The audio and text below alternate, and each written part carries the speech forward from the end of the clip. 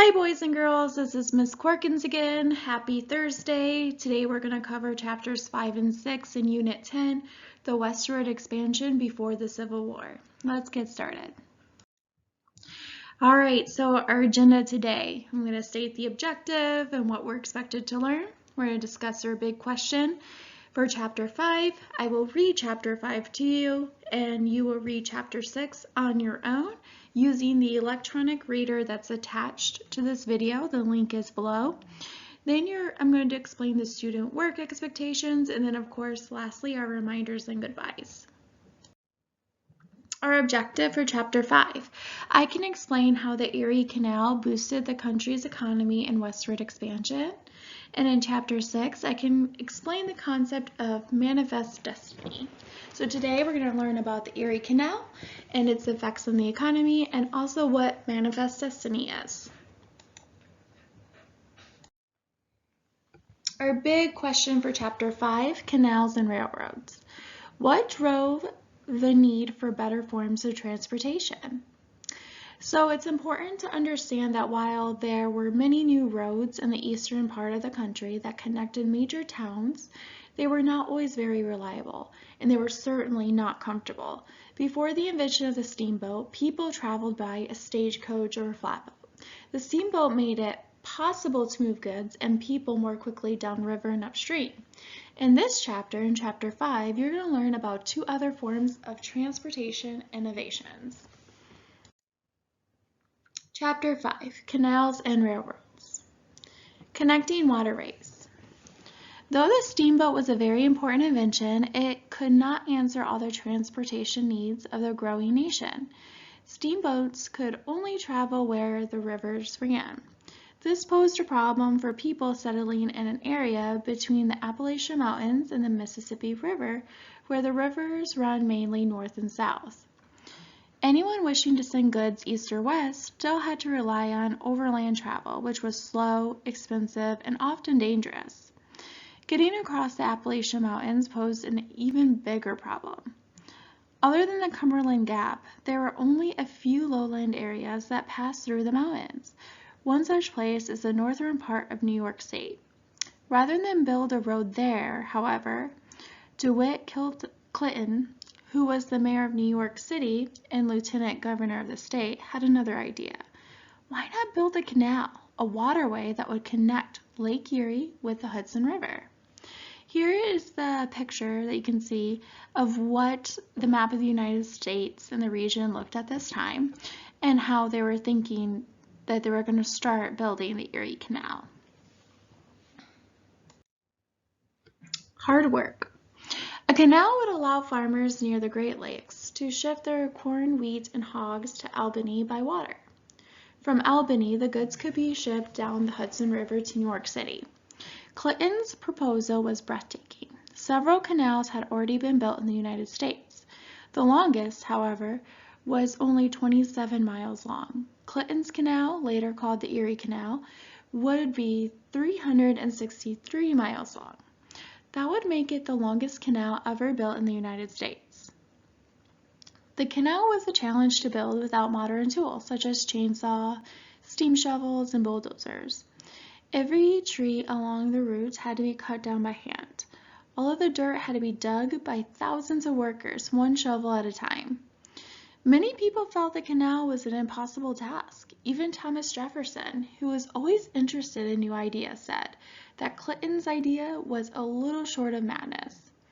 Despite such opinions, work on the Erie Canal began in 1817. 8 years later, the job was finished. People came to celebrate. Part of the celebration included a fleet of boats that sailed the length of the Erie Canal. The boats were pulled by mules walking on a path alongside the canal.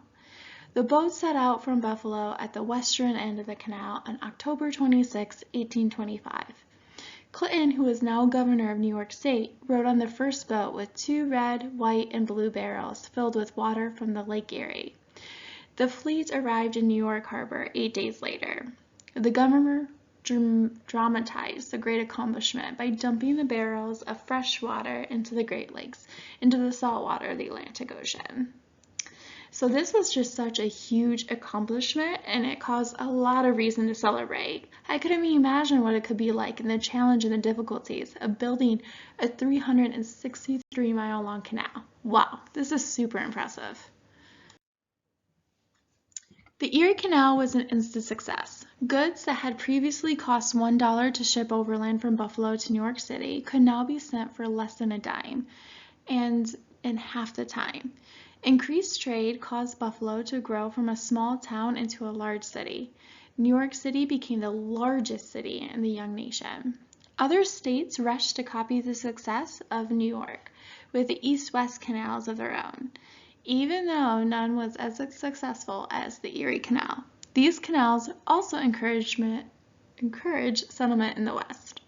Railroads. Not long after the success of the canal systems, a greater improvement in transportation was introduced: the railroad. The world's first railroad was built in England in 1825. 3 years later, the first railroad in the United States was built in Baltimore, Maryland. The whole railroad track was just 13 miles long. A team of horses pulled wooden coaches along the tracks, which were never made of wood, with a stripe of iron on the top. In 1830, a young mechanic named Peter Cooper designed and built a steam engine to pull the train.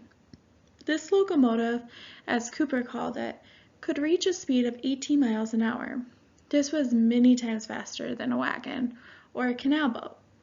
However, a person needed a taste for adventure to ride on one of these early railroads. The passenger cars that rode on the rails were basically stagecoaches. Passengers could choose to sit inside the coach.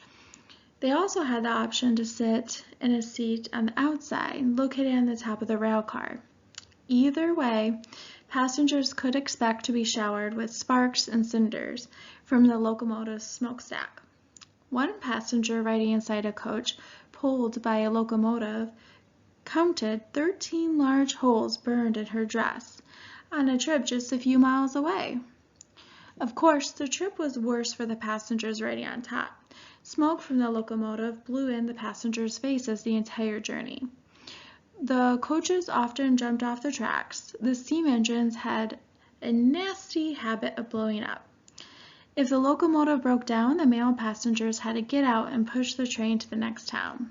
This doesn't sound like the most best form of transportation, but I do see how back in the 1700s that this was a better option than traveling by foot or even traveling in a really slow wagon pulled by a horse. In the 1840s, railroad companies started using passenger cars shaped like long boxes with seats on each side and an aisle down the middle. That was a better fit for the passengers, but not much. In the winter, the companies put in a stove at the end of each long car for warmth. Unfortunately, the stoves helped very little.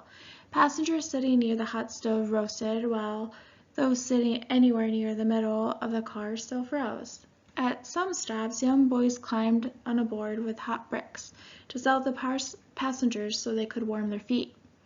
Despite all this discomforts, traveling by railroad quickly became a popular way to travel. In the 1830s and the 1840s, hundreds of railroad companies sprang up. Nearly all of them were small companies with tracks only 40 or 50 miles long. At that time, there were no national railroad network. That meant each company decided for itself how far apart to set their tracks. One might set the tracks 5 feet apart, another 2 inches wider, a third 2 inches narrower. That meant each company's locomotives and cars could only roll on its own tracks. Think of what that meant for passengers traveling a long distance. Every 40 or 50 miles, when the train reached the end of one company's line, passengers had to get off, walk a few blocks to the next company's railroad line, with its wider or narrower tracks. If passengers was traveling from Albany to Buffalo and New York State, a distance about 320 miles by train, they rode on 7 different trains. The whole trip took a day and a half. Still, a day and a half was a lot faster than traveling by a canal boat. A canal boat could only move as fast as a mule could tow it, about 4 miles an hour. Also, water cannot flow uphill, so a canal required fairly level ground. A railroad could be built almost anywhere. Water in the northern canals could freeze in the winter, whereas the railroad could be used year-round. With railroads, farmers could ship their products to market faster from almost anywhere, at any time of the year. By the 1840s, railroads had become the most important form of transportation for the country. All right, students, so next you're going to read Chapter 6 on your own. It's called Land, Land, and More Land. Okay, so for your student work today, I would like you to text a picture of your completed work with your name. So you're going to be working on activity page 6.1. And this is about Native American reaction to removal. So we did learn about what it was like for Native Americans in chapters 3 and 4. So I want you to really think about the Indian Removal Act of 1830 proposed by President Andrew Jackson and how it forced Native Americans living east of the Mississippi River and what just really happened with them. So you're going to read the speech below and then you're going to answer the questions that follow. Okay, so now it's time for the end, boys and girls. It's time for us to say goodbye. Don't forget to check your daily checklist for your work that needs to be completed in your packet. Watch math and ELA videos, and don't forget to text work from those classes as well.